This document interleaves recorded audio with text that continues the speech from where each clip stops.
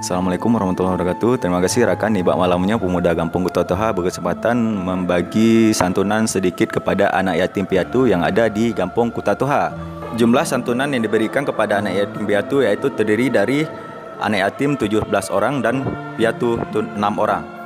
Santunan yang diberikan kepada anak yatim piatu tersebut yang berdapatkan sumber bantuan dari Pemuda Kampung Kutatoha. Dari jumlah anak yatim piatu yang ada di Kampung Kutatoha 23 orang tadi, sebagian ada yang datang langsung ke Masjid Kutatoha dan sebagiannya lagi ada yang kita langsung antar ke rumah-rumahnya masing-masing. Pemuda Kampung Kutatoha berencana kegiatan ini akan menjadi kegiatan rutin nantinya yang akan diadakan di setiap tahun pada bulan Ramadan berikutnya. Harapan dengan adanya kegiatan ini, Pemuda Kampung Kutatoha semakin kompak dan semakin peduli terhadap sesama dan kepada Kampung Kutatoha nantinya. Dan inilah berikut video kegiatan tadi sore.